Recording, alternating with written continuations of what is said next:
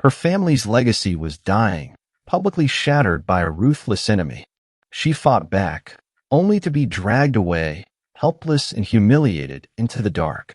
Then a silent stranger appeared, watching her with lethal intent, a man who saw her not as a victim, but as his next, most dangerous obsession.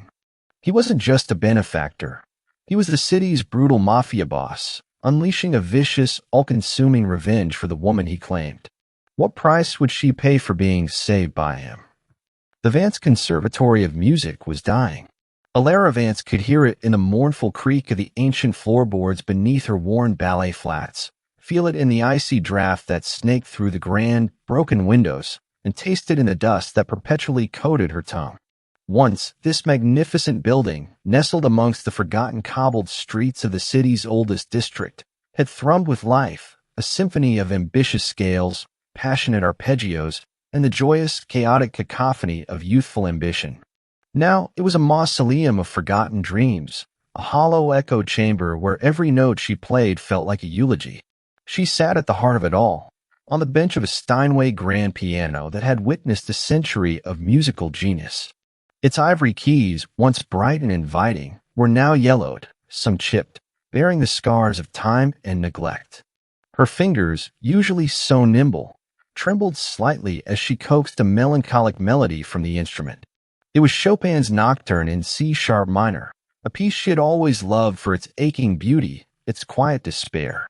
Each note hung in the vast, empty hall, reverberating off the peeling gold leaf on the high ceilings, past the dusty velvet curtains, and into the shadowy corners where ornate statues of forgotten composers watched with stone eyes. "How much longer, Alara?" A voice whispered in the recesses of her mind. "How much longer can you pretend?" She closed her eyes, letting the music wash over her, a torrent of grief and defiance. Her life, her very essence, was intertwined with this place. Her grandmother, a formidable woman with hands that could command an orchestra, had taught her here. Her father, a gentle soul with a composer's heart, had penned his most beautiful pieces within these very walls. The conservatory wasn't just a building. It was the tangible legacy of her family, a repository of their passion, their struggles, their unwavering belief in the power of music. To lose it would be to lose a part of her soul, a limb slowly being amputated without anesthesia. The thought was a crushing weight on her chest, suffocating the last vestiges of hope.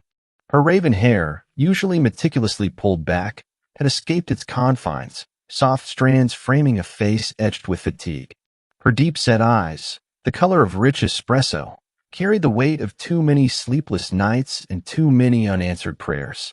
She wore a simple, patched sweater and faded jeans, practical clothes for someone who spent her days wrestling with paperwork, chasing down elusive donors and patching actual holes in the roof.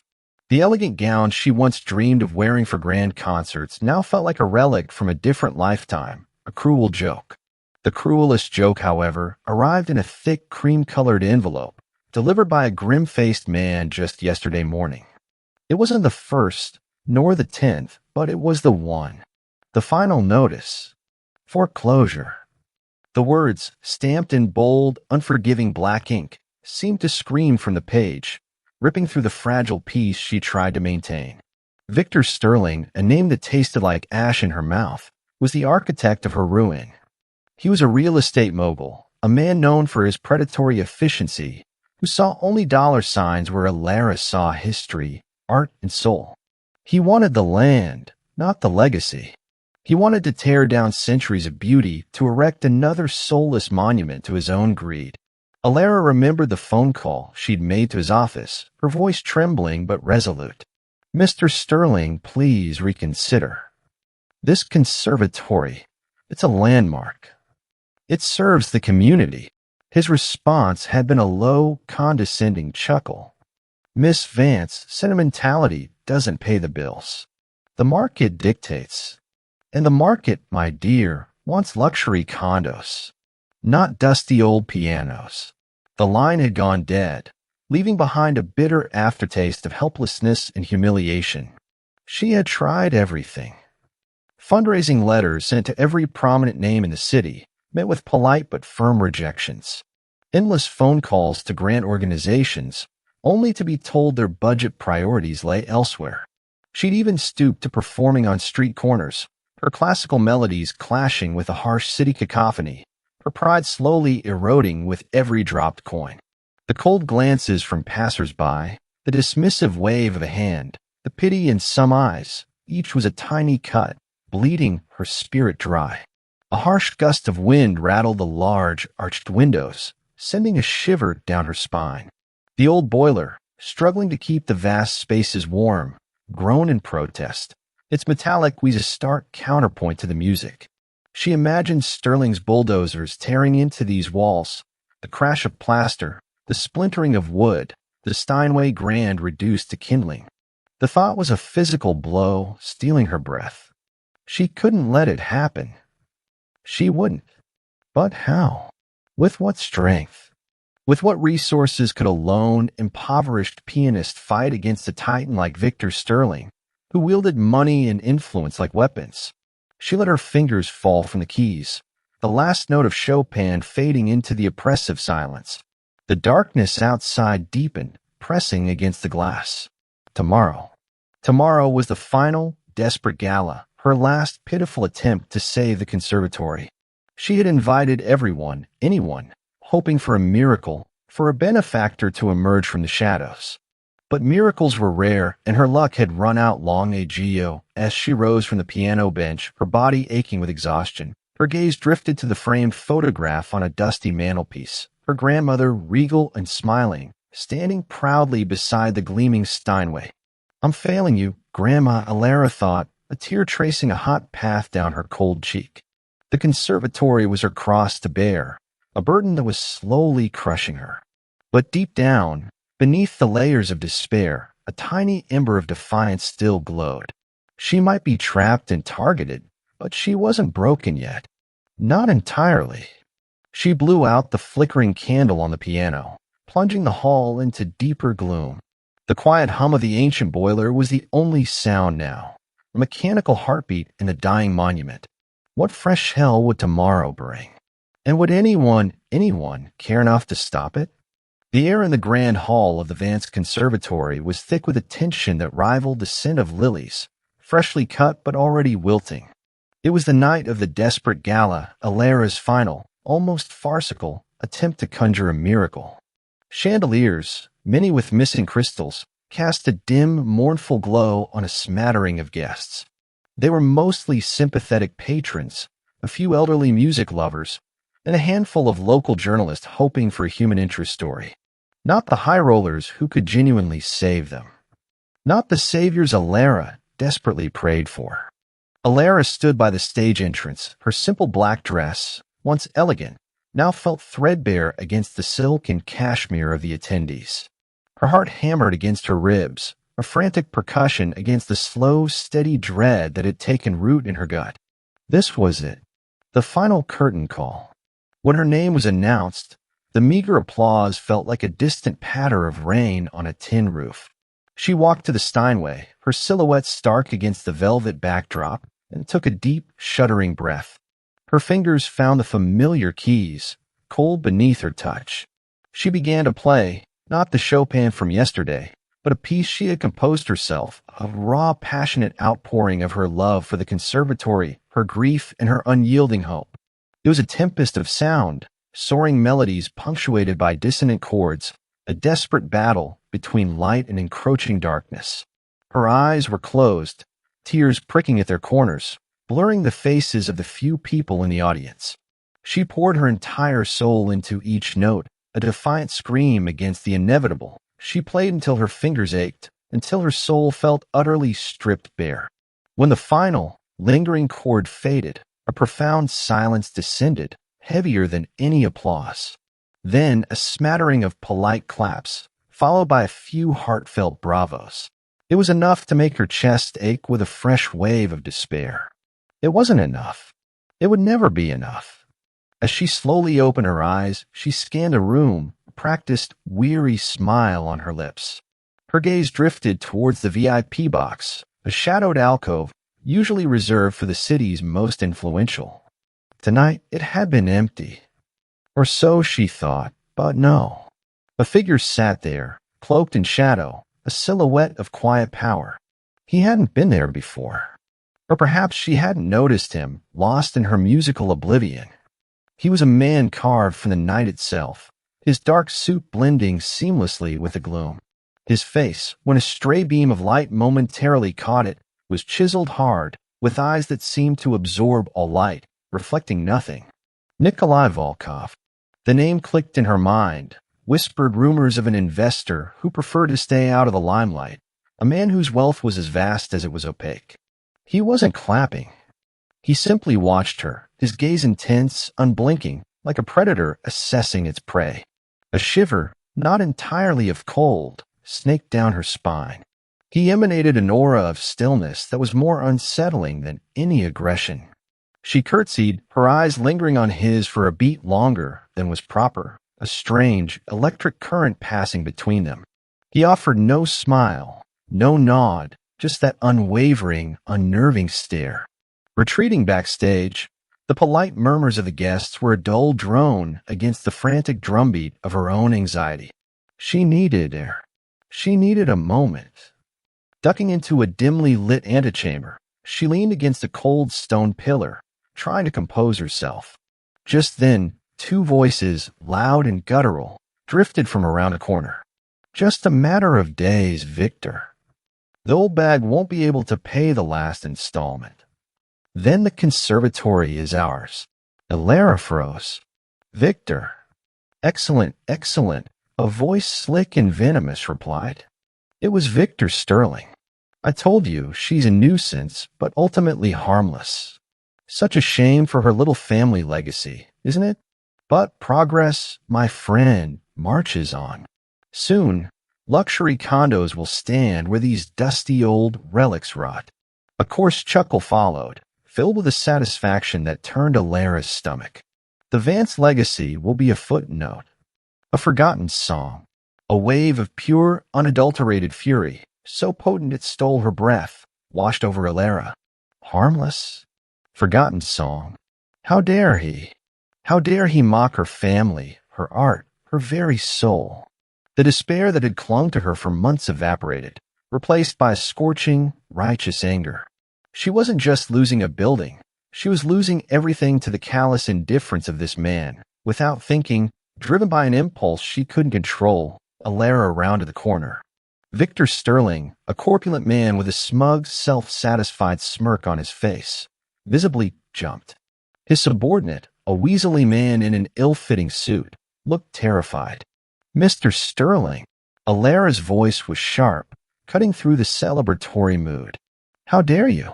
How dare you stand here and gloat over the destruction of a place that holds more history and beauty than anything you could ever build?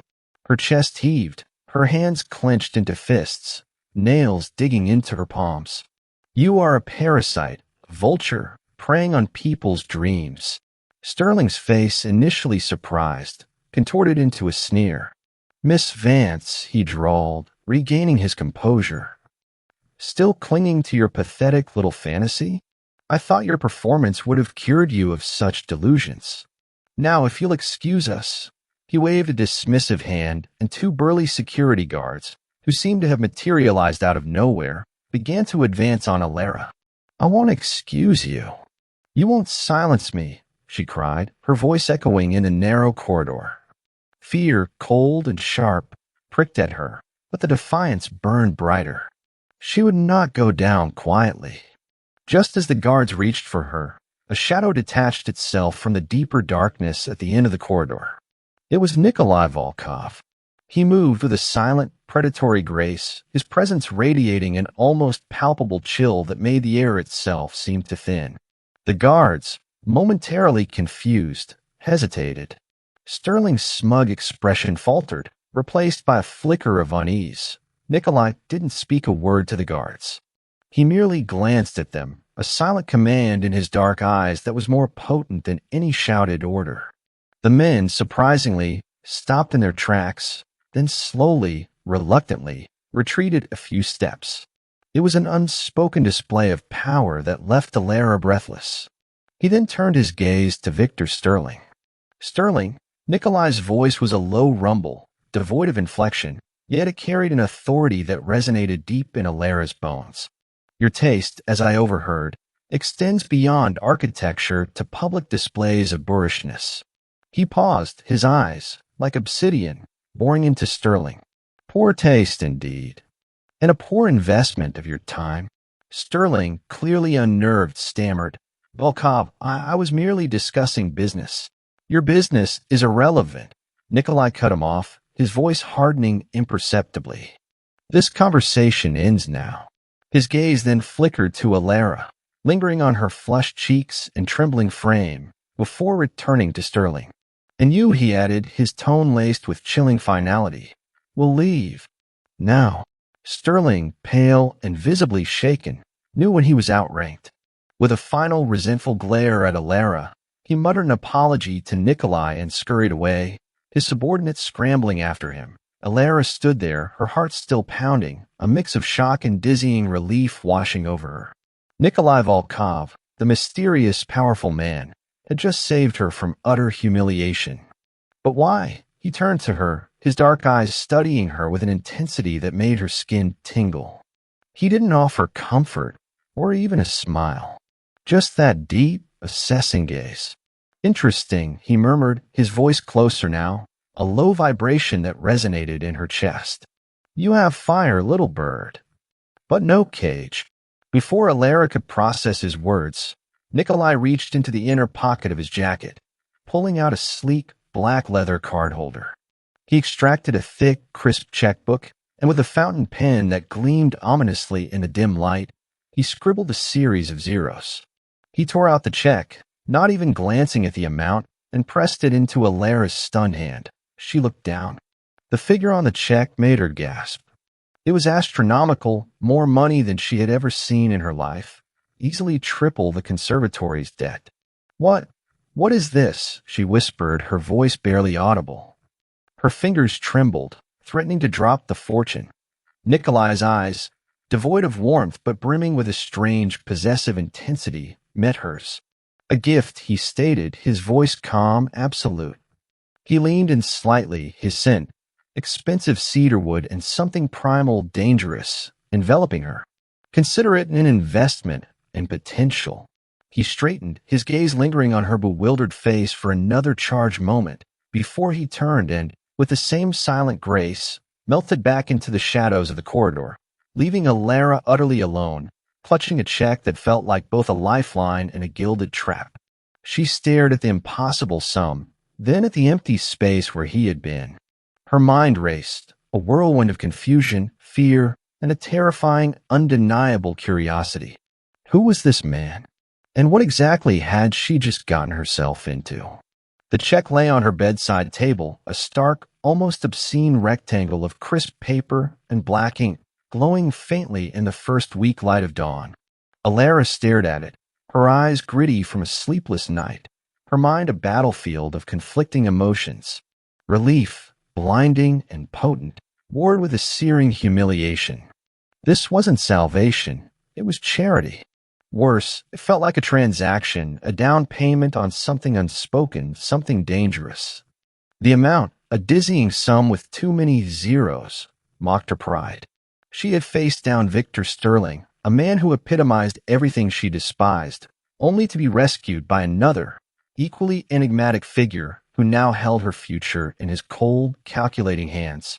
I won't be bought, she whispered to the empty, echoing space of her small, cramped apartment, the words tasting like ash in her mouth. Her independence, hard-won and fiercely guarded, was the last thing she had left. To accept this bounty, felt like surrendering it piece by agonizing piece. But the alternative, losing the conservatory, watching Sterling's bulldozers tear down decades of her family's legacy. The thought was a sharp, twisting knife in her gut. She rose, the chill of the morning air doing little to numb the turmoil within her. The check felt heavy in her hand, a physical manifestation of her dilemma. Her decision was made with a surge of desperate defiance. She would return it. She would find Nikolai Volkov and throw his unsolicited investment back in his face. She would stand on her own, even if it meant falling into the abyss.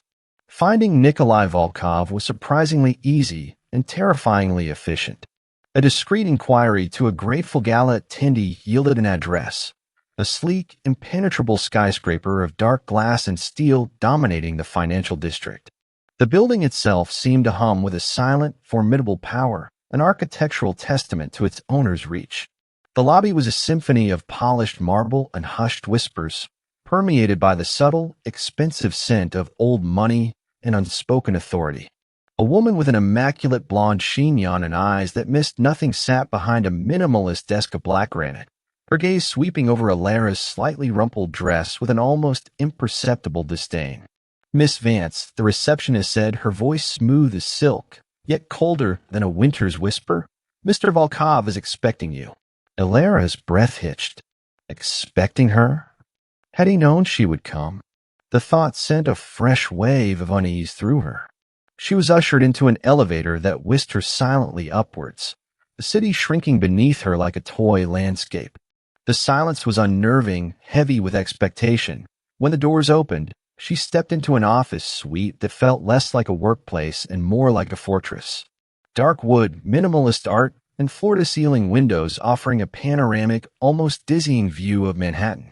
No warmth, no personal touches, just an austere perfection that spoke of absolute control. Nikolai Volkov stood by the window, his back to her, a dark silhouette against the glittering cityscape. He didn't turn immediately, as if sensing her presence rather than hearing it.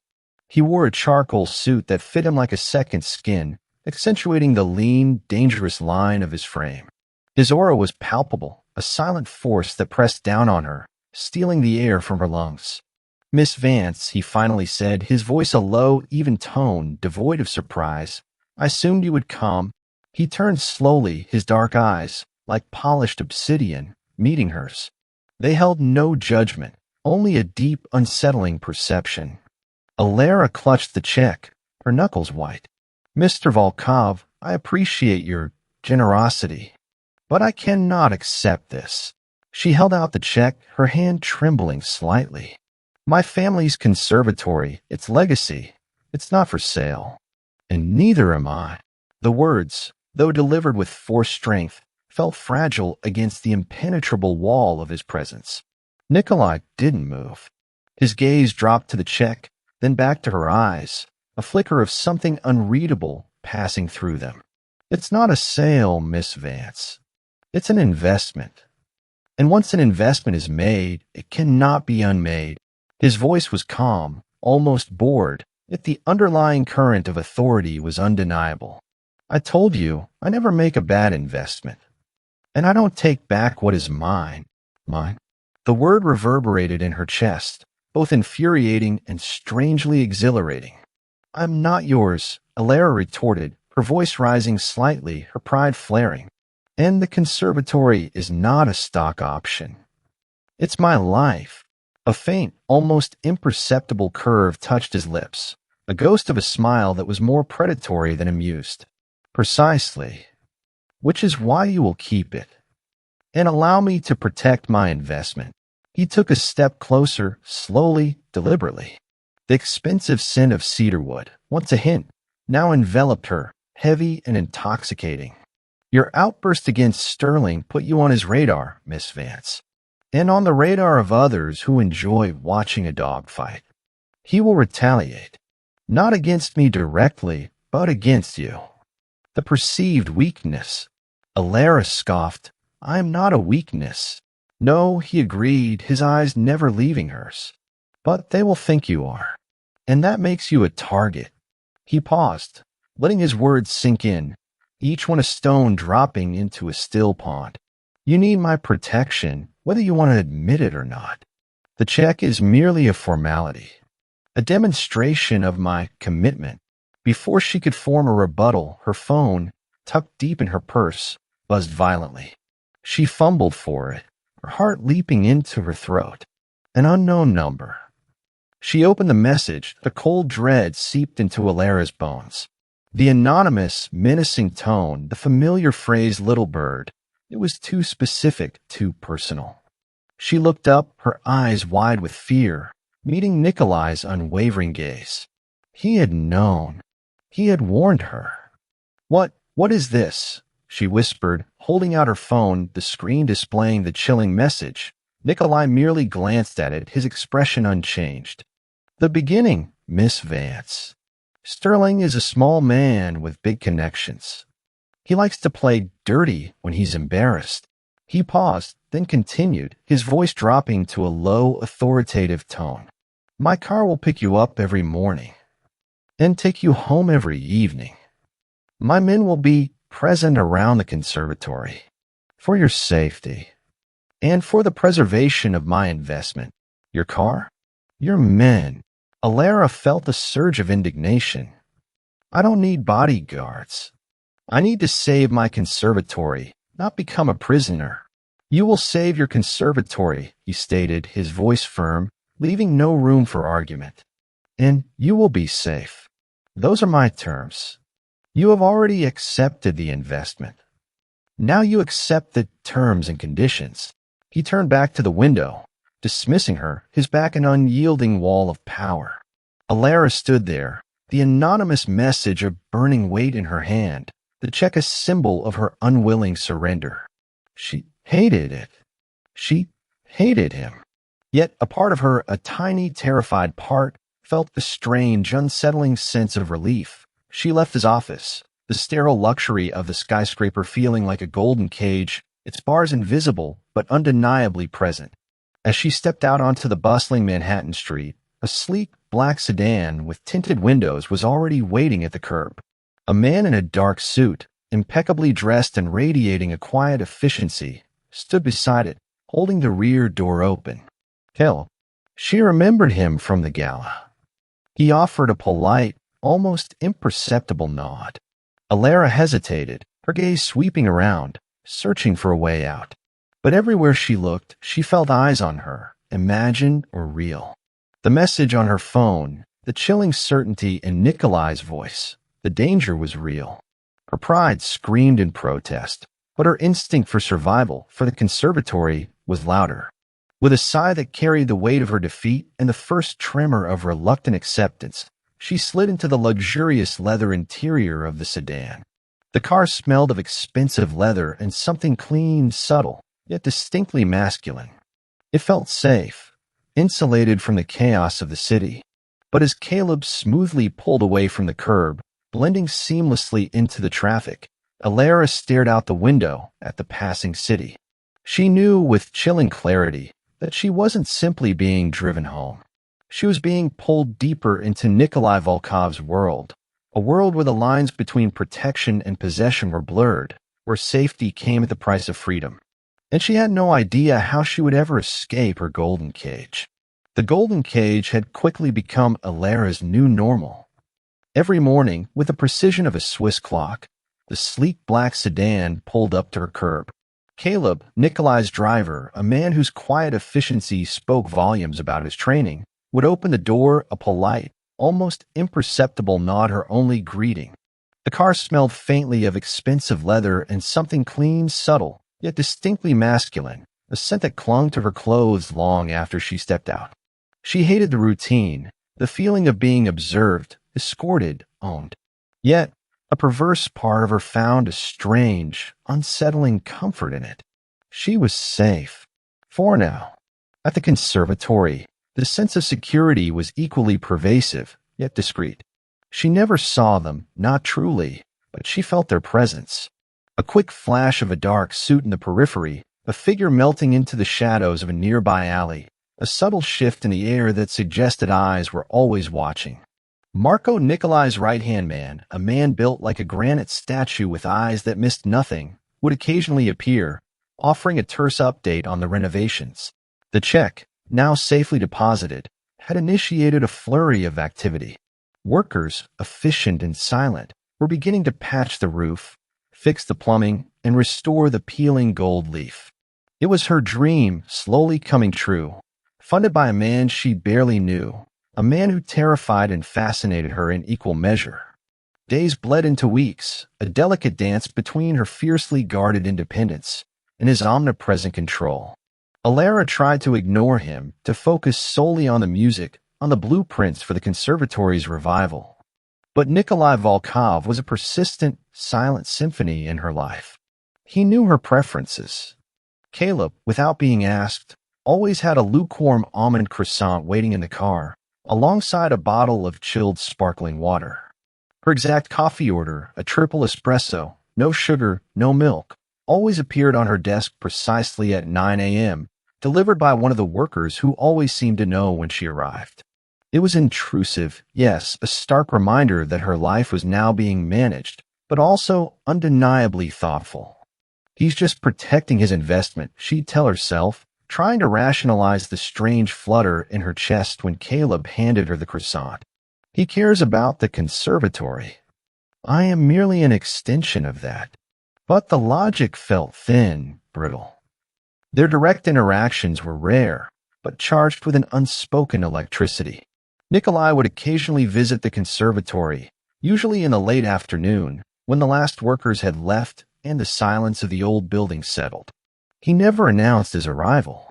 He would simply be there, a dark, powerful figure surveying the progress, his hands clasped behind his back, his presence filling the vast spaces. One afternoon, Alara was practicing her new composition, a powerful, soaring piece filled with both anguish and hope, a direct counterpoint to the quiet despair of Chopin. She hadn't heard him enter. Her fingers danced across the keys, lost in the intricate melody. When she finally looked up, he was standing in the doorway of the grand hall, bathed in the golden light filtering through a newly cleaned stained glass window. He wasn't speaking to anyone. He was simply listening. His gaze was fixed on her, dark and unreadable. There was no judgment, no critique, only a profound stillness. For a moment, time seemed to halt. Alara felt a blush creep up her neck, a strange mixture of embarrassment and a raw, almost primal pride. She had never played for him before. She hadn't known he was capable of appreciating such things. That was complex, Nikolai said, his voice a low, resonant rumble that seemed to vibrate through the old stone walls. It wasn't a compliment, nor a criticism, just an observation. It's about everything, Alara replied, her voice surprisingly steady despite the frantic hammering of her heart. Loss, hope, defiance. He walked slowly towards her, his footsteps almost silent on the newly polished floorboards. The air around them crackled. You compose from the heart, he observed, his eyes never leaving hers. He stopped beside the piano, his proximity both thrilling and terrifying. His scent, that unique blend of cedarwood and danger, filled her senses. Most people hide their hearts, especially in this city. It's the only way I know how to play, she admitted, her gaze locked with his. The intimacy of the moment was suffocating, intense. His eyes, in the direct light, held flecks of an almost emerald green, hidden depths she hadn't noticed before. A dangerous honesty, he murmured, a faint, almost imperceptible curve touching his lips. It wasn't a smile, not truly. More like the flexing of a predator's muscle. He reached out, his long, elegant fingers hovering inches from the keys, then slowly, deliberately, grazed the top of her hand, a spark igniting between their skin. The touch was fleeting, electric, leaving a tingling warmth in its wake. That is a rare melody. Alara's breath hitched. Her heart pounded a frantic rhythm against her ribs. She wanted to pull away, to protest this blatant intrusion into her personal space, this silent claim. But she couldn't. His gaze held her captive, a dark, alluring force that promised both protection and ultimate consumption. What do you want, Nikolai? She finally managed, the question a desperate plea more than a demand. His first name, spoken almost unconsciously, felt strangely natural on her tongue. He looked at her, his expression unreadable, then slowly withdrew his hand. The absence of his touch was almost as potent as its presence. To protect my investment, Alara. And to hear more of your music. He turned, his dark silhouette once again framed by the glowing window. The conservatory will thrive, and so will you. It's only a matter of time.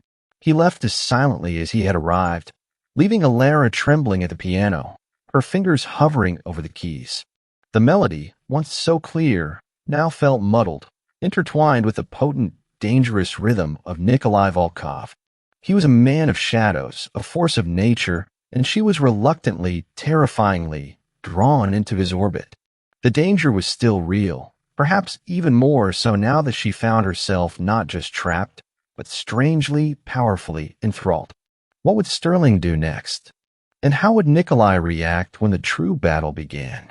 She knew, with a certainty that chilled her to the bone, that the quiet, understated violence she had witnessed so far was merely the prelude to a far more dangerous symphony, the uneasy truce, if it could even be called that, between Alara's stubborn independence and Nikolai's iron-fisted protection was shattered with the brutal efficiency of a broken cord. Weeks after the investment, the conservatory had begun to breathe again. The roof no longer leaked. The ancient pipes no longer groaned. But the peace was fragile, a thin veneer over a simmering war. It started subtly, a chill seeping not from the drafty windows, but from the phone lines.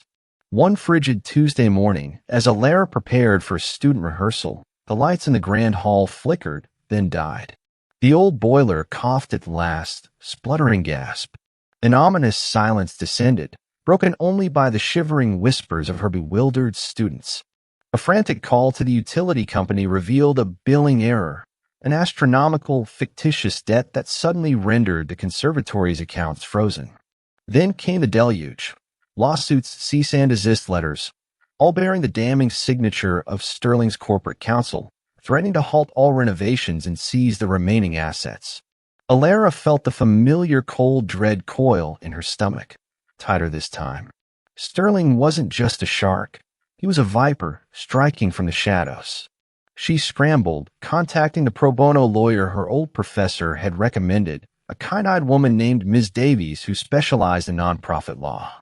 The lawyer's office, bright and sterile, smelled of cheap coffee and recycled paper, a stark contrast to the rich, old-world scent of her conservatory. "He's good, Alara," Ms. Davies said, pushing a stack of intimidating legal documents across her desk. The papers rustled ominously. "Very good. He's found every loophole, every technicality. These aren't just lawsuits, they're a siege. He wants to drown you in paperwork, deplete your resources, and discredit you." Alara stared at the mountain of legal jargon, her vision blurring. "But we have Nikolai's funding. We can fight this." Ms. Davies sighed, pushing her spectacles up her nose. "His money can certainly buy you time and better legal representation, yes? But it can't stop the bad press he's generating. Anonymous articles, whispers about dubious funding, and questionable investors are already circulating in the local papers. He's attacking your reputation, Alara. And the conservatories." Alara's blood ran cold. Questionable investors. She knew exactly who they were implying. Nikolai Volkov, a man whose name was whispered in hushed tones, a man whose wealth was as clean as the dark suits his men wore, immaculately tailored, but hiding something powerful and unseen. This wasn't just about the building anymore. It was personal. Sterling was trying to sever her last lifeline, to isolate her, turn public opinion against her savior, and by extension, against her. She spent days locked in her tiny office, the phone glued to her ear, battling bureaucrats, pleading with suppliers, fighting a war she didn't understand on a battlefield made of legal precedent and public perception. Each attempt to push back was met with a new, equally frustrating obstacle. It was like running through treacle slowly, agonizingly, getting stuck deeper with every step. The exhaustion was soul-crushing. The fear, a constant companion, gnawed at her, whispering insidious doubts.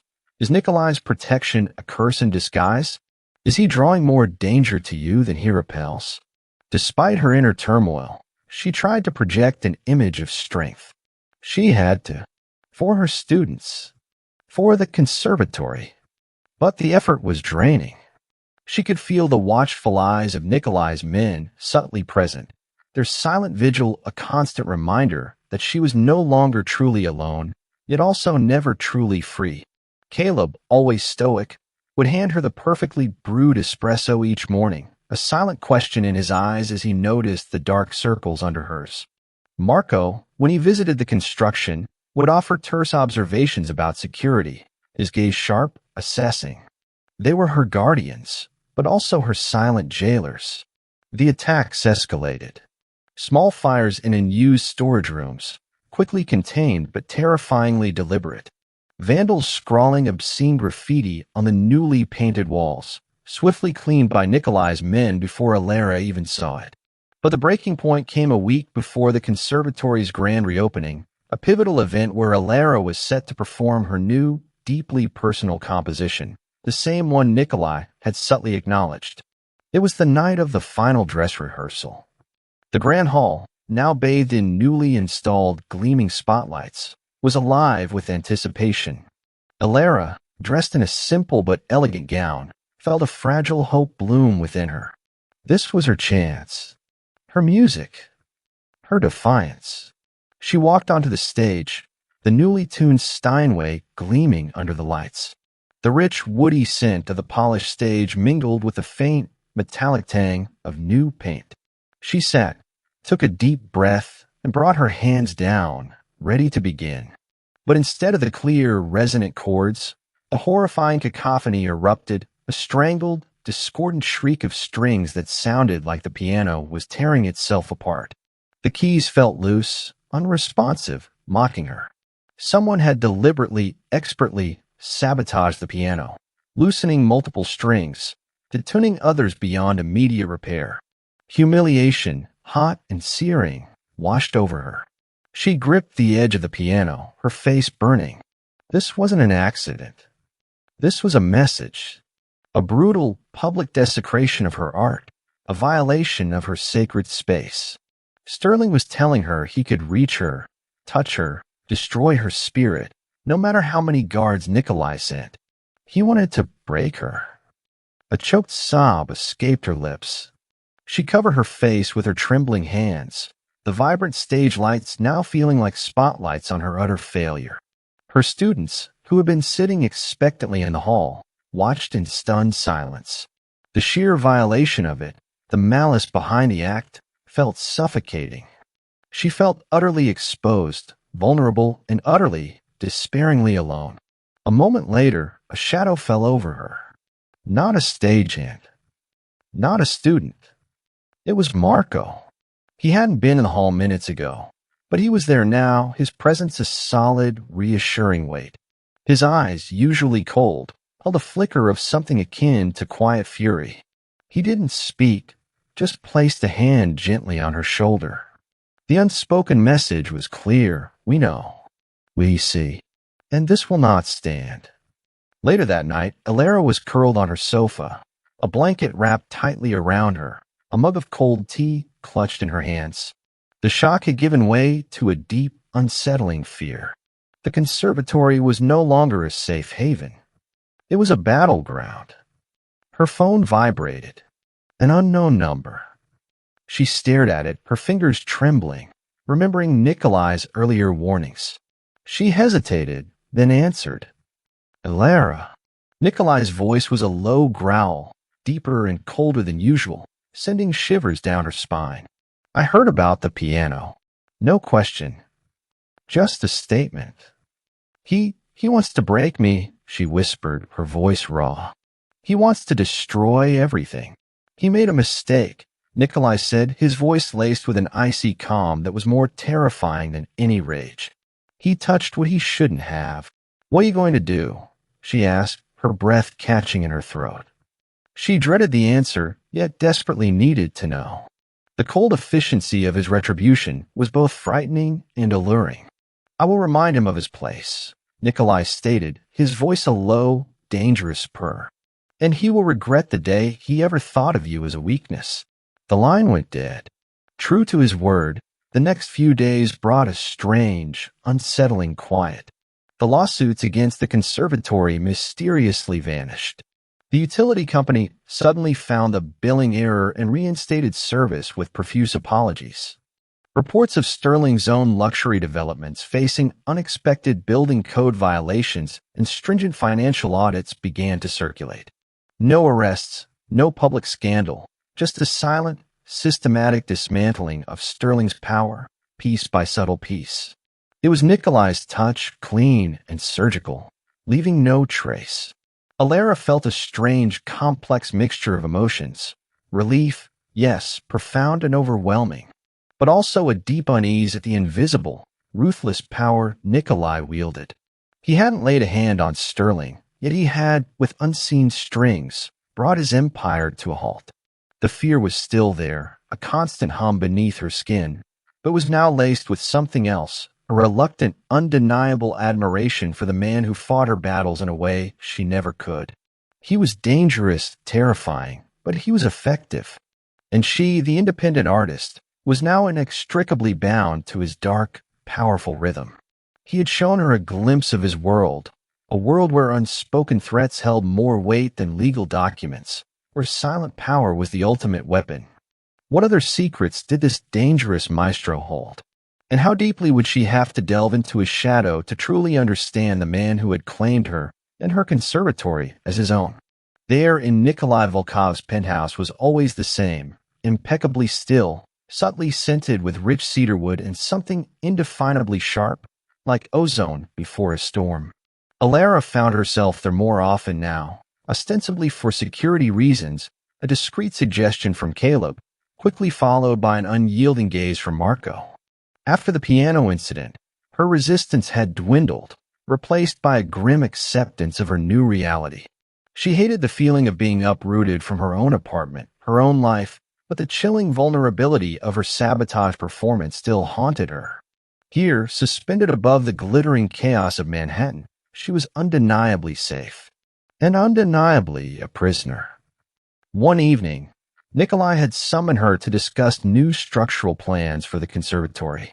He was engrossed in a call in his study, leaving Alara to wander the vast, minimalist living space. Her fingers traced the cool, polished marble of a console table, then brushed against the spine of a leather-bound book, a collection of Chopin's nocturnes. A faint smile touched her lips. So he wasn't entirely devoid of taste. Her gaze drifted to a series of framed photographs, stark against a dark, featureless wall. Most were architectural marvels, cityscapes, abstract art. But one, smaller and subtly tucked away, caught her eye. It was an old, faded sepia photograph, depicting a solemn-faced boy, no older than 10, standing stiffly beside a woman with strikingly similar dark eyes and a severe, elegant beauty. The woman's hand rested gently on the boy's shoulder, a rare, tender gesture in an otherwise rigid pose.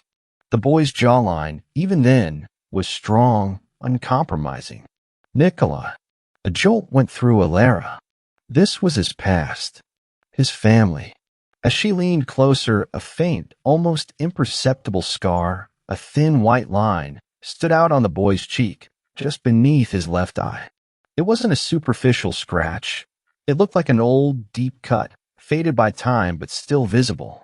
Her fingers instinctively rose, hovering just above the glass, a strange ache blooming in her chest.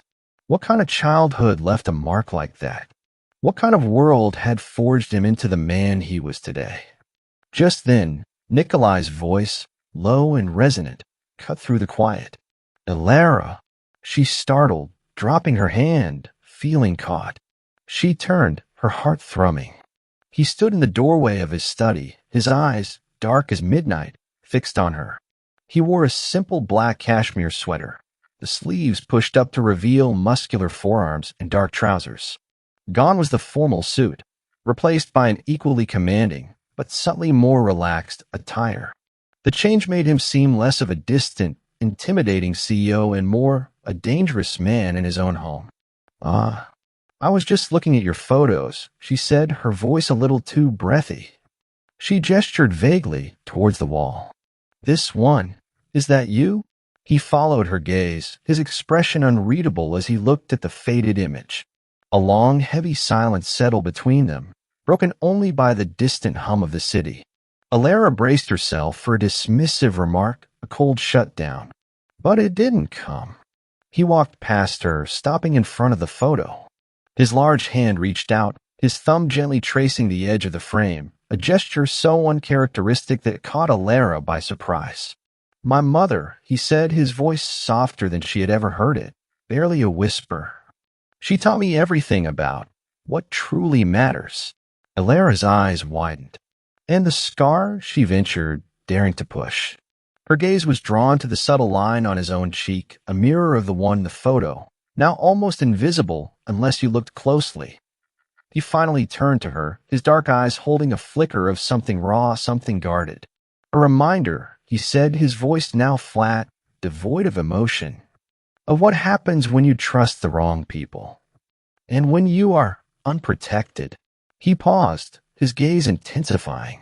"It taught me the importance of control, of ensuring those I care about are never vulnerable." Alara stared at him, suddenly understanding. His control, his possessiveness, wasn't just about power for power's sake. It was born from a deep, ancient wound, a lesson learned in blood and loss. It was his twisted form of protection, a shield forged from his own pain. The realization hit her with the force of a physical blow, softening the hard edges she had built around him. The fear that had always simmered beneath her fascination didn't vanish, but it shifted, taking on a new, more complex hue. It was a fear mixed with a nascent understanding, a fragile thread of empathy. "Is that why you're like this?" she asked quietly, her voice barely audible. "Because of what happened to you, to your family." He didn't deny it. He simply met her gaze, his expression unwavering. "My world, Alara, is not one of gentle melodies and peaceful art. It is a world of predators, of betrayal. I learned early that the only way to survive, to protect what is mine, is to be the most dangerous wolf in the pack." The word mine resonated, no longer feeling like a threat, but a fierce, desperate claim. She took a hesitant step closer, drawn by an invisible force, a strange magnetism. "And what is yours, Nikolai?" He looked at her, his eyes piercing, raw. "This conservatory, its future. And you?" His voice was a low growl, possessive, undeniable. "You, Alara, are a part of my investment now. My responsibility. My obsession." The word obsession sent a shiver down her spine, yet it wasn't entirely unpleasant. It was a dark, dangerous promise. She found herself reaching out, her hand hovering, then gently resting on his arm, a tentative, almost unconscious gesture of comfort. His muscles tensed beneath her touch, then slowly, imperceptibly, relaxed. The warmth of his skin seeped into hers, a silent acknowledgement of their dangerous, burgeoning connection. "I don't like being controlled," she admitted, her voice soft, vulnerable. "I don't control, Alara," he replied, his gaze locked on hers. "I protect." "There's a difference." She looked into his eyes, seeing the depths of his past, the scars he carried, the burden of his power. And in that moment, for the first time, she truly believed him. She was no longer just his prize, his investment. She was his responsibility, a part of his world that he would guard with ruthless efficiency. The fear was still there, but it was now laced with an undeniable, intoxicating sense of belonging. This wasn't a fairy tale prince. This was a dark king, claiming his queen, and she, surprisingly, felt herself beginning to lean into the weight of his crown. Later that week, as Alara walked into the freshly painted lobby of the conservatory, a familiar figure emerged from one of the side offices. Gianna Volkov, Nikolai's cousin, a woman of sharp elegance and even sharper wit, whom Alara had met briefly during one of Nikolai's rare family dinners at the penthouse. Gianna's eyes, a lighter shade of green than Nikolai's, held a flicker of concern as she approached. "Alara," Gianna said, her voice low, a conspiratorial murmur. "We need to talk. Alone." They retreated to Alara's small, still cluttered office, the scent of fresh paint clashing with the lingering aroma of old paper and dust. Gianna closed the door, her expression serious. "My cousin, he cares about you," Gianna began without preamble. more than he has cared about anyone in a very long time. And that Alara is both a blessing and a curse. Alara's heart pounded. What do you mean? When Nikolai Volkov cares, he claims, Gianna explained, her voice tinged with a grim understanding. And when he claims, he will move heaven and earth to protect. But it also paints a target on your back. Bigger one than before. Sterling was just a petty thief. There are bigger sharks in this ocean. Sharks who will see you not just as a weakness, but as leverage against Nikolai. Her gaze was direct, unwavering. My family has a lot of enemies, and they will come for you. So what do I do? Alara whispered, the chilling truth of Gianna's words echoing the fears she had tried to suppress. Gianna shrugged, a hint of resignation in her eyes. You don't run. He wouldn't allow it. You accept his protection. You learn his rules. And you pray he wins this game before it costs you everything. She paused, her voice softening slightly. He brought you here for a reason, Alara. He thinks you're strong enough to survive his world. Just don't underestimate how dangerous that world truly is now that you truly matter to him. Alara looked around her small office at the stacks of sheet music, the framed photos of her family. She was no longer just fighting for a building. She was fighting for her life, tangled in a web of power and danger, bound to a man who saw her as both his greatest treasure and his biggest vulnerability. Gianna's words, a brutal confirmation of her unspoken fears, solidified a terrifying truth. The game had changed. And Alara, whether she liked it or not, was now playing for far higher stakes. The shadows were gathering, and the calm before the storm felt deceptively fragile. The grand reopening of the Vance Conservatory was meant to be Alara's triumph.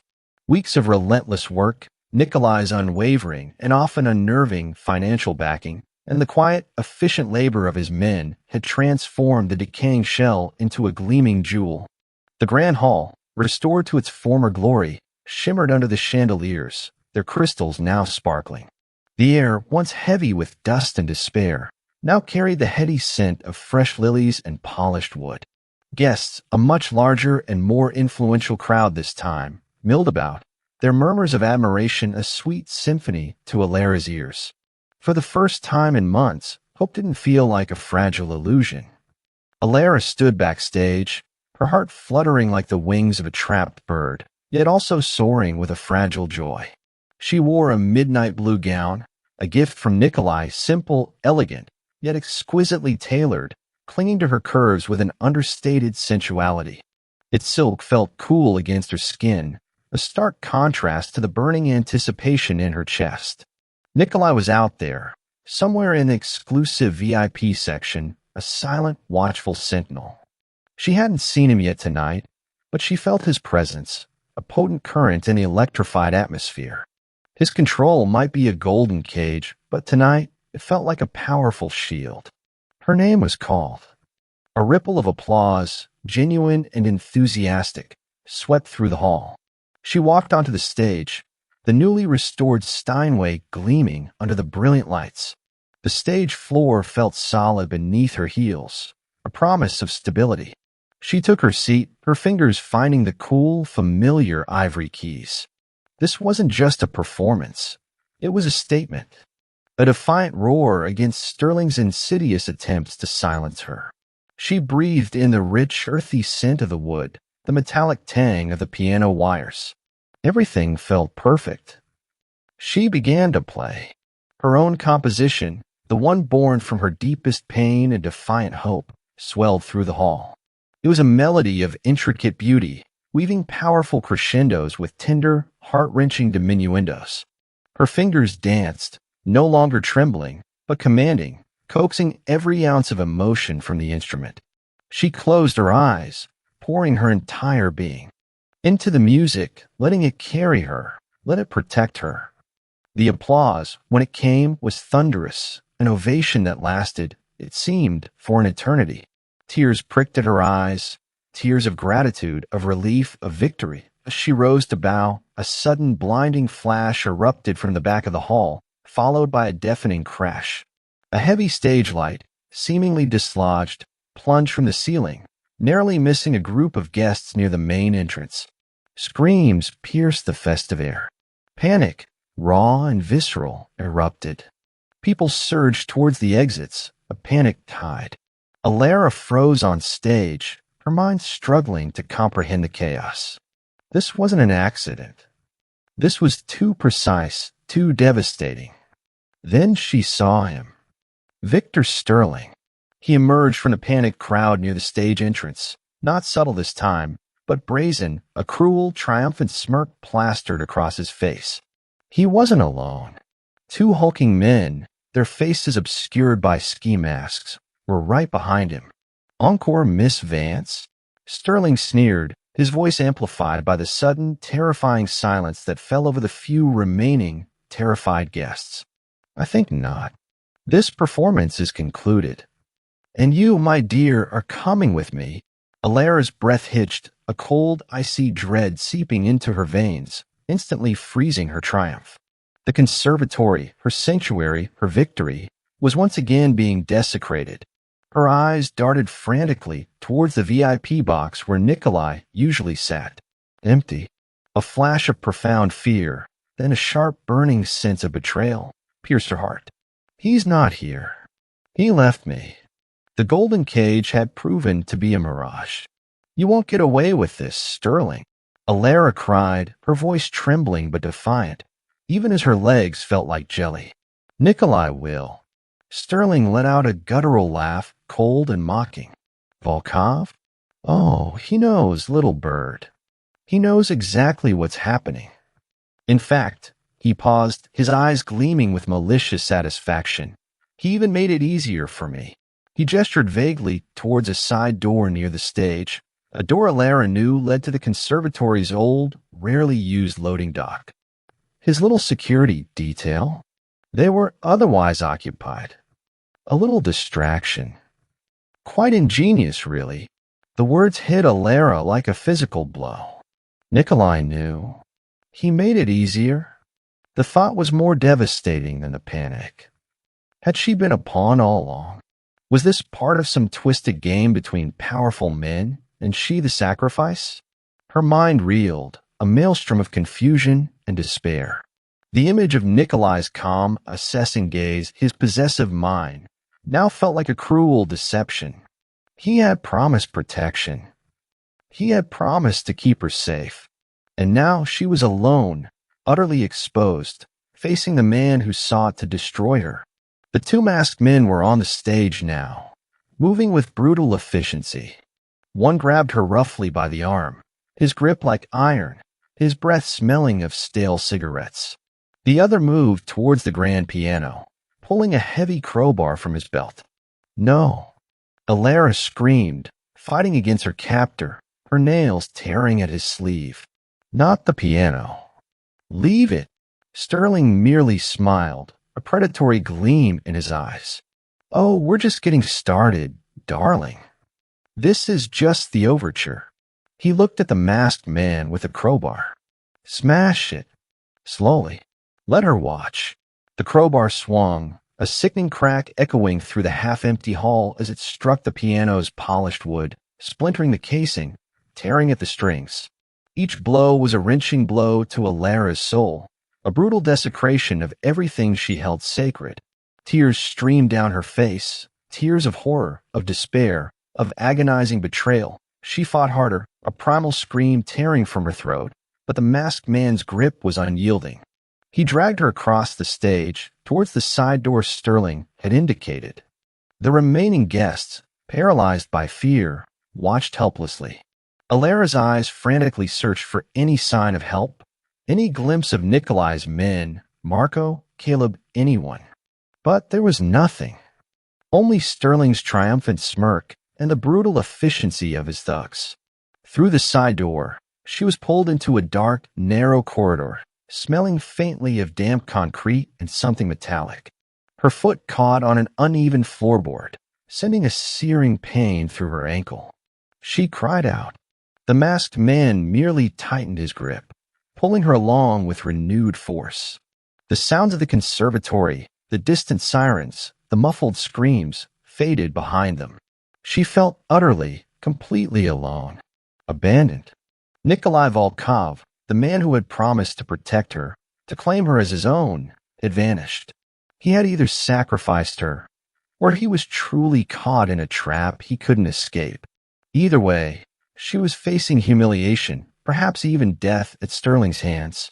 The taste of fear was acrid in her mouth, mingling with the bitter tang of betrayal. She was shoved into the back of a black van, the scent of stale cigarette smoke and diesel heavy in a confined space. Her wrists were roughly bound with zip ties, painfully tight, digging into her flesh. Her ankle throbbed. Sterling, his face still etched with cruel triumph, climbed in beside her, his presence suffocating. "You really thought your little gangster would save you, didn't you?" Sterling gloated, his voice dripping with venom. He grabbed a handful of her hair, yanking her head back, forcing her to look at him. "He might be powerful, Alara, but he's not omnipotent. He has weaknesses. And you," he whispered, his eyes gleaming with malicious intent, "are now his biggest one. A trophy. A message." Alara stared at him, hatred burning in her eyes, even as terror choked her. She was a trophy. A pawn in a game far larger and more brutal than she could ever have imagined.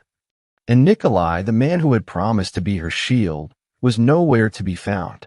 The darkness of the van swallowed them whole as it sped away, carrying her towards an unknown, terrifying fate. The broken symphony of her dreams now felt like a funeral march, and she, the soloist, was being dragged to her own execution. Where was Nikolai? Would he come? Or had the cold, calculating Mafia boss finally decided his investment wasn't worth the risk? The world outside the dark van was a blur of flashing city lights and blurred street signs. Alara huddled in the back, her wrists aching from the zip ties, the acrid smell of exhaust fumes and stale fear filling her nostrils. Her ankle throbbed, a dull, constant pain that mirrored the sharp, piercing agony in her heart. Sterling's words, "He made it easier for me," a little distraction, echoed in her mind, a devastating symphony of betrayal. Nikolai, the man who had gazed at her with such unsettling intensity, who had whispered promises of protection and ownership, had abandoned her. Or worse, he had allowed this. The thought was a chilling poison, turning her blood to ice. The van lurched, making a sharp turn that threw her against the cold, metallic wall. Through the grimy, opaque window, she caught a glimpse of a grimy brick facade, then a dark, desolate stretch of waterfront. The air here was heavy with the stench of oil, salt, and decay. They had reached their destination. An old warehouse. The quintessential lair of every villain in every cheap movie. How fitting, she thought bitterly, for the pathetic ending of a foolish artist. She tried to fight, to scream, but the masked men, silent and efficient, dragged her out of the van. The warehouse air was thick with cold and a metallic tang of rust. Her bound hands were pushed roughly into her back as they forced her through a heavy, groaning metal door. Inside, the cavernous space was dimly lit by a few bare bulbs hanging from the high, dusty rafters. The vastness was filled with stacks of forgotten crates, corroded machinery, and an eerie silence that amplified her every ragged breath. Sterling stood in the center, his face still contorted in that triumphant, cruel smirk. "Welcome, little bird," he hissed, circling her like a vulture. His words were a low, guttural growl, full of dark satisfaction. "To your final performance." He pushed her onto a stack of rough wooden pallets. The splinters dug into her skin, but she barely felt it. All she felt was a terrifying, profound sense of helplessness. Her eyes, burning with unshed tears, darted around the desolate space. There were maybe 4 of Sterling's men armed, flanking him. Not many, but too many for her. Too many for anyone. Miles away, in the hushed, opulent sanctuary of his penthouse, Nikolai Volkov was a man transformed. His usual calm had fractured, replaced by cold, searing rage that threatened to consume him whole. The moment Caleb's panicked call had come in, "The conservatory, boss." They got Miss Vance. Sterling's men. It was a setup. Nikolai had felt a searing burn in his chest, a sensation he hadn't experienced in decades. Not since the day he'd earned that scar. He didn't scream. He didn't rage. Instead, his voice dropped to a level so low, so utterly devoid of warmth, that it made Marco, standing rigidly by his side, flinch.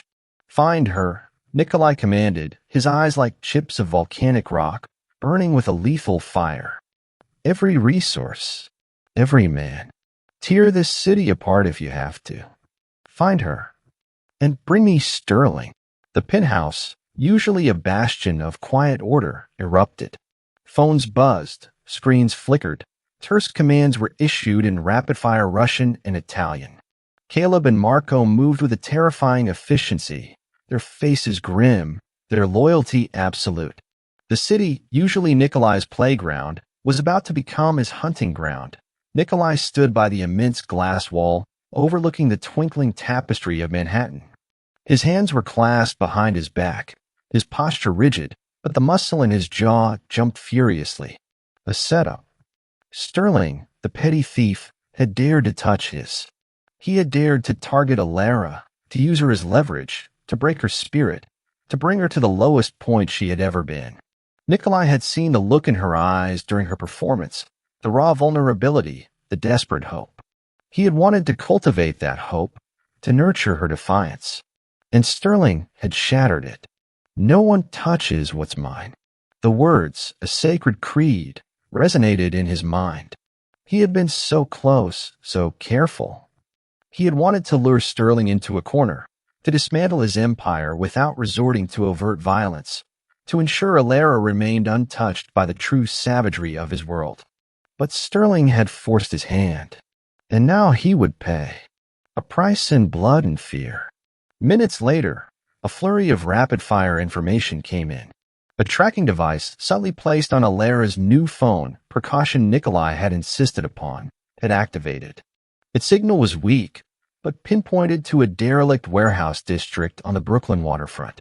Caleb had cross-referenced the van's make and model, spotted by his men on traffic cams. It was Sterling's.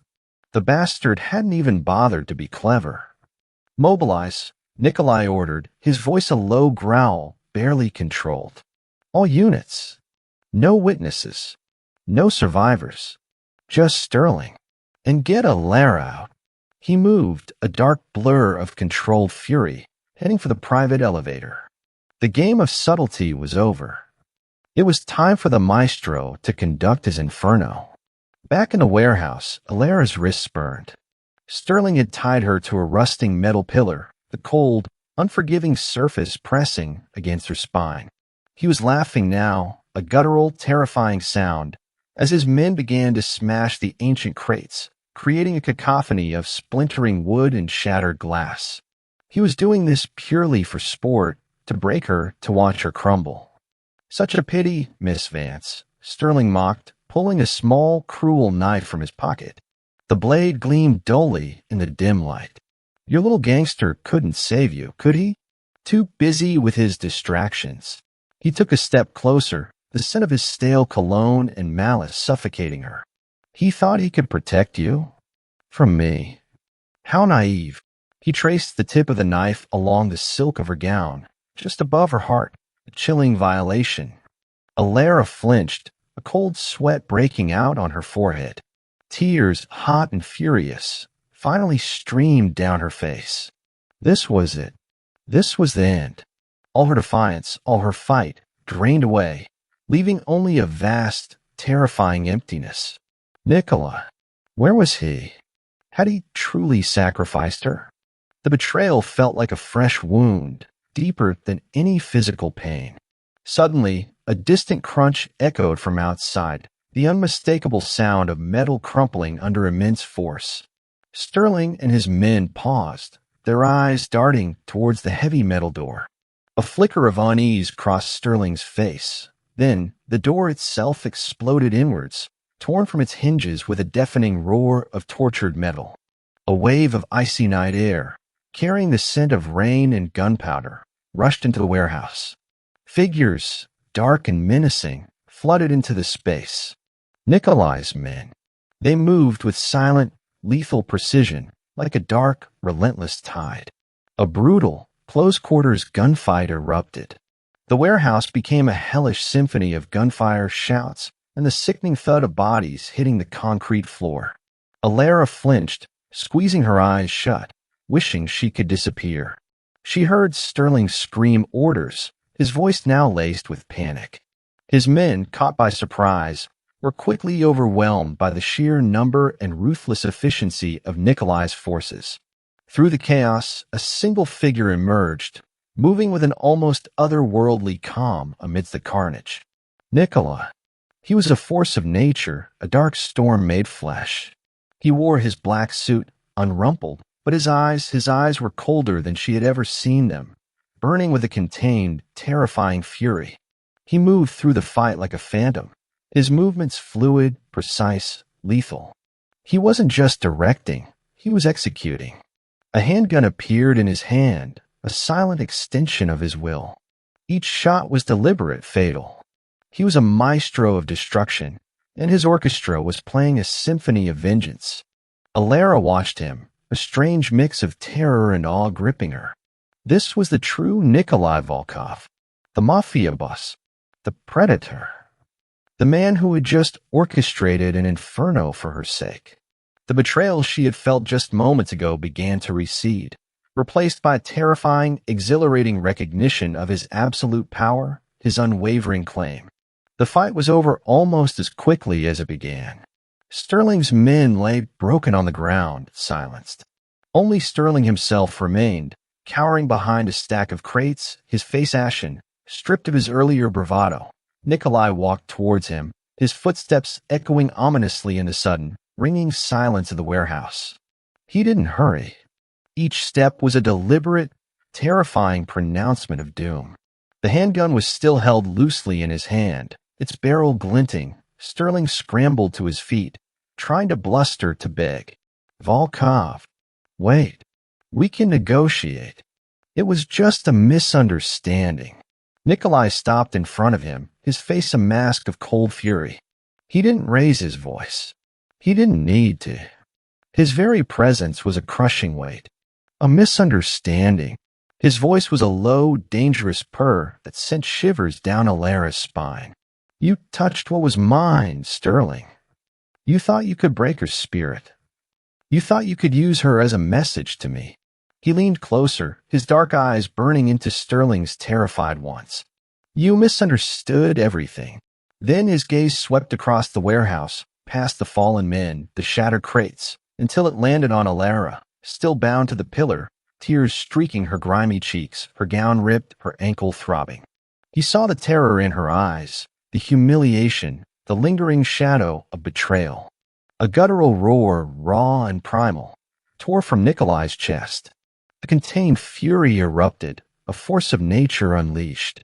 The blood drained from his face, leaving it pale, stark, and utterly terrifying. What did you do to her?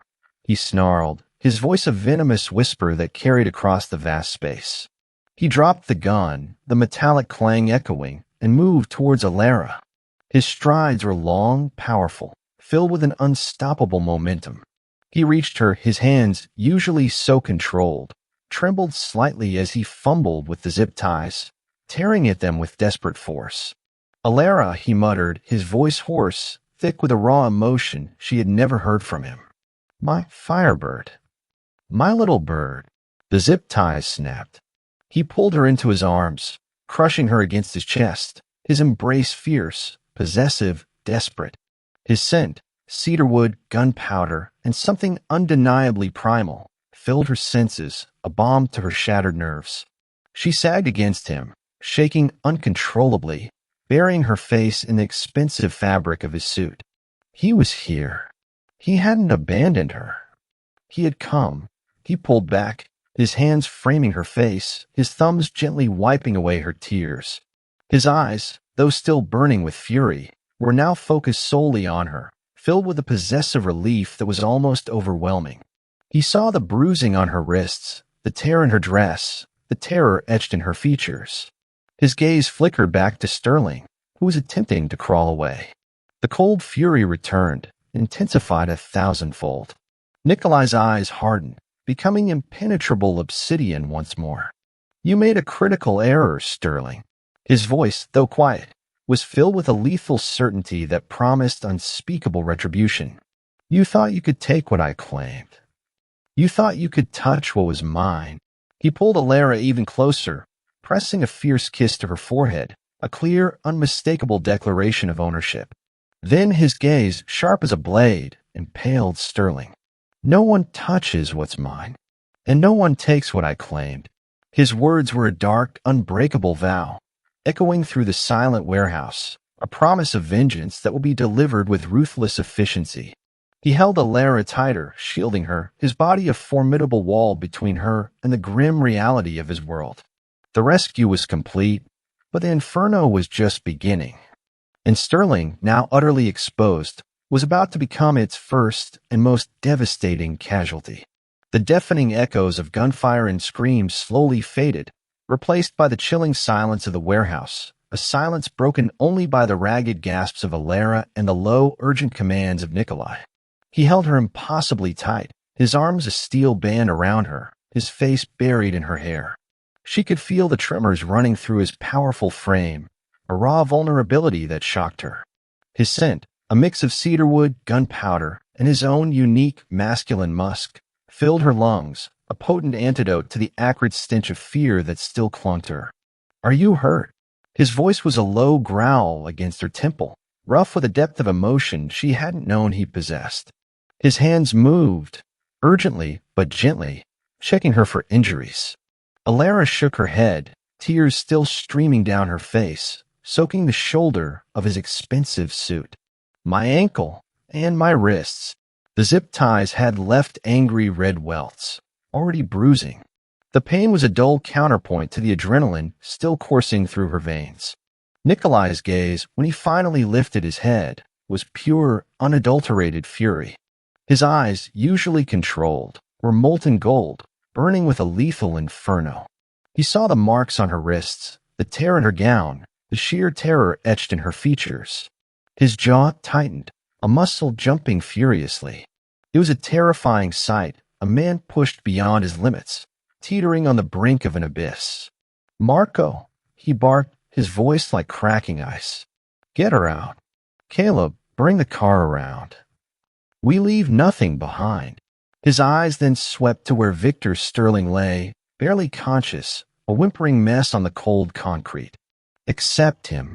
Alara clung to Nikolai, her body still trembling. Nikolai, don't, she whispered, knowing instinctively what he intended. She had seen the raw, primal rage in his eyes. He looked down at her, his expression softening for a fraction of a second, a flicker of the man she had glimpsed in the penthouse. He touched what was mine, Alara, he said, his voice a low, dangerous purr. And no one takes what I claimed. He made his choice, and now he will pay. The finality in his tone was absolute. Marco, his face grim, gently peeled Alara from Nikolai's grasp. Boss, we have it handled. Get Miss Vance out of here. Alara hesitated, wanting to stay, wanting to shield Nikolai from the darkness he was about to unleash. But Marco's grip was firm, and Nikolai's eyes, fixed on Sterling, held a chilling, resolute intent. There was nothing she could do. He was already gone, lost to the reckoning. She was half carried, half supported through the ruins of the warehouse, past the still dark forms on the floor, past the shattered crates and the lingering scent of gunpowder. The cool night air hit her face, a welcome shock. Caleb had the black sedan waiting, its engine purring softly. She was gently settled into the plush leather seat, the interior a sanctuary of quiet luxury after the brutality of the warehouse. Marco got in beside her, his silence a comforting presence. He pressed a warm, folded blanket into her hands, its softness a stark contrast to the rough bind she'd endured. Boss will be a moment, Marco said, his voice low and steady, as if reading her mind. He needs to ensure loose ends are tied. The euphemism was chilling, but Alara understood. She closed her eyes, leaning her head against the cool window. The image of Nikolai's face, contorted with a fury so profound, was burned into her memory.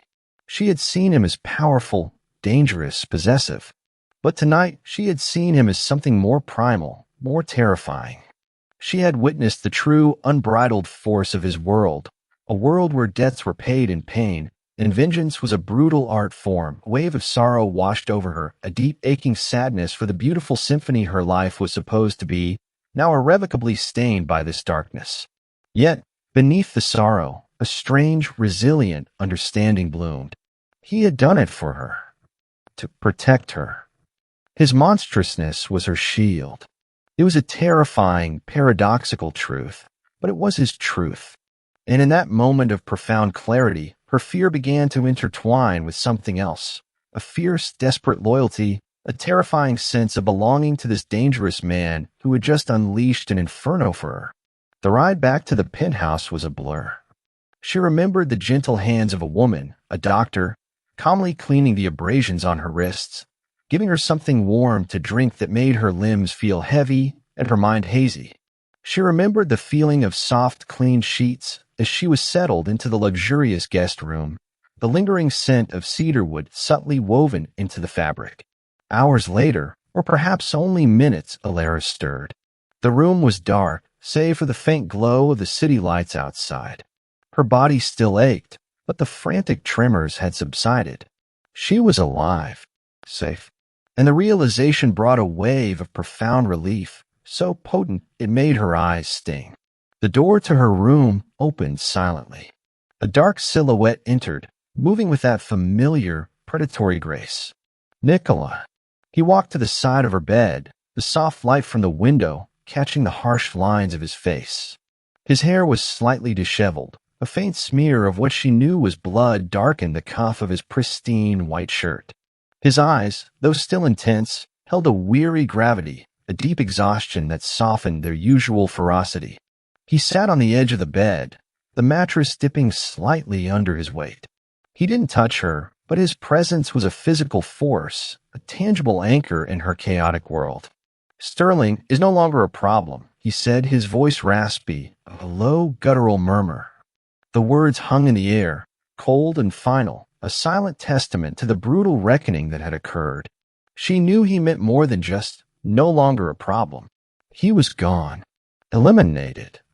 The thought sent a fresh shiver down her spine, but this time it was not purely fear. It was a chilling affirmation of his absolute power, a demonstration of his lethal promise. "I saw you," Alara whispered, her voice fragile. "In the warehouse. What you did." He met her gaze, his eyes unblinking, unrepentant. "He dared to touch you, to humiliate you, to break what was mine. There was no other choice." His hand, large and warm, slowly reached out, his thumb gently caressing her bruised wrist. The touch was exquisitely tender, a stark contrast to the brutality she had witnessed. I thought you abandoned me," she confessed, the lingering sting of betrayal resurfacing, raw and exposed. "Sterling said you arranged it. That it was a distraction." Nikolai's face hardened, a flash of pure anger crossing his features. "He lied. He set a trap, Alara. He knew my people were expecting a distraction, so he created a bigger one elsewhere. He knew I would send my men to handle it, leaving you exposed. It was a calculated risk on his part, a desperate move." His voice dropped, a rare tremor of raw emotion entering his tone. "When Caleb told me, when I realized, I thought I would lose you." He closed his eyes for a brief, agonizing moment, then reopened them, his gaze piercing. "I have not felt such terror since I was a boy, since I saw my mother." He didn't finish the sentence, but the unspoken words hung heavy in the air, filled with the ghosts of his past, the pain of his deepest wounds. Alara's heart ached. This was it, the real Nikolai Volkov, not just the Mafia boss, but the man haunted by loss, driven by a primal need to protect what he deemed his. His control wasn't just about power, it was about ensuring he never felt that kind of helpless terror again. And she, in her defiance and vulnerability, had somehow become the focal point of that fear and that absolute dangerous protection. She reached out, her fingers gently touching his cheek, brushing against the faint old scar she had seen in the photograph. "You came for me," she whispered, her voice thick with emotion. "You truly came." He leaned into her touch, his eyes closing for a moment, a deep, shuddering breath escaping his lips. When he opened them, the raw emotion was still there, but now it was tinged with a possessive tenderness that stole her breath. "Always," he vowed, his voice a low, fierce murmur. "You are mine, Alara, and I will burn the world to keep you safe. No one will ever touch you again." He leaned down, his lips brushing against hers, a slow, tender kiss that spoke of ownership, protection, and a dangerous, undeniable love.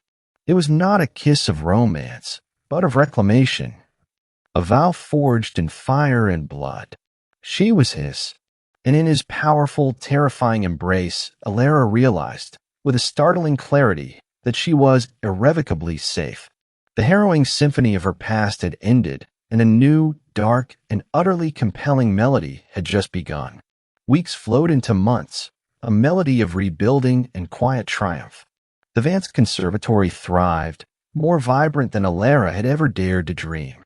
Its halls, once echoing with despair, now buzzed with the joyful cacophony of students, the rich, woody scent of polished instruments mingling with the faint aroma of freshly brewed coffee from the new cafe. The grand Steinway, fully restored and gleaming, sang under her touch, each note a testament to resilience and renewed hope. Alara, no longer the desperate pianist, stood at its helm, a maestra commanding her orchestra, her vision finally realized. Nikolai Volkov was an immutable presence in her new life, a silent, powerful chord that underpinned every harmony. He was rarely seen, yet his influence was everywhere. His support was absolute, his protection and unspoken promise etched into the very fabric of her existence. She knew his men, Caleb and Marco, were never far, their shadows a comforting cloak of security. The constant vigilance, once a source of irritation, now felt like an intimate, unwavering commitment. One crisp autumn evening, after a particularly successful student recital, Alara found him on the conservatory's newly renovated rooftop garden. The Manhattan skyline glittered around them, a breathtaking tapestry of light and shadow, yet Nikolai's gaze, as always, was fixed solely on her. He wore a dark, impeccably tailored suit, his silhouette sharp against the twilight sky. The wind, cool and invigorating, ruffled his dark hair. "Another triumph, Alara," he said, his voice a low, approving murmur. "Your students perform beautifully."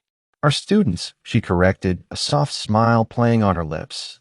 He had invested in them, in this dream. He turned fully to her, a rare, almost tender curve touching his lips. It was not the predatory smirk, but something deeper, more genuine, a glimpse into the guarded heart she had come to understand. He reached out, his hand gently cupping her cheek, his thumb brushing her skin. The touch was possessive, yet exquisitely tender, a perfect reflection of the man himself. "You have found your rhythm, little bird," he murmured, his gaze intense.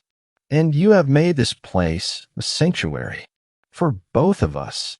Alara leaned into his touch, her heart swelling with a complex mix of love, gratitude, and the thrilling acceptance of the man standing before her. She had once thought his world a gilded cage, but she now understood it as a fortress, built to keep her safe, to protect what he cherished most. She was not a hostage. She was his queen, reigning within the formidable walls of his dangerous, absolute devotion. "I found it because of you, Nikolai," she confessed, her voice soft, vulnerable. "You brought me back from the abyss. You fought for me. You claimed me." His eyes darkened, a flash of possessive fire igniting within their depths. "And I will never let you go," he vowed, his voice a low, fierce whisper that was more potent than any shouted declaration. He lowered his head, his lips brushing against hers, a slow, deliberate kiss that sealed their unspoken vows. It was a promise of forever, entwined with the lingering scent of danger and the unwavering certainty of his claim. The conservatory, vibrant and alive, stood as a testament to their improbable love, a symphony born from discord, protected by the formidable power of a man who had burned the world for the girl he saved.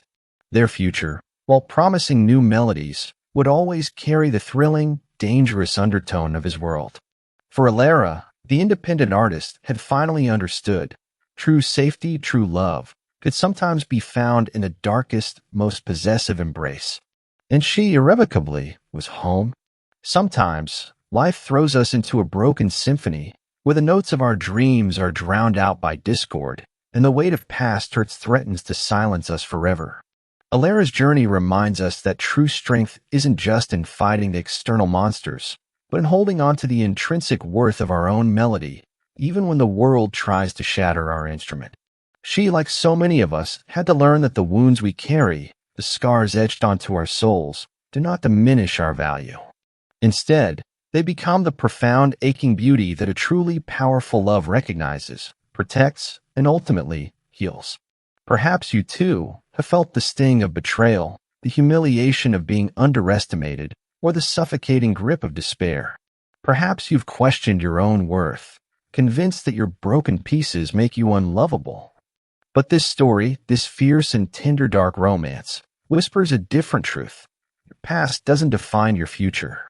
And the truest love isn't always gentle. Sometimes it's a force of nature, a possessive storm willing to burn the world to keep you safe, to see beyond your perceived weaknesses to the firebird within.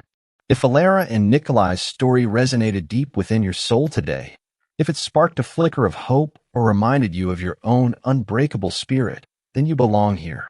You are not alone. Join our community of dreamers, of fighters, of believers in fierce, redemptive love. Let your voice be heard by liking this video, subscribing to our channel, and sharing your thoughts in the comments below. Tell us, what part of your melody will you protect? Let's find the light together.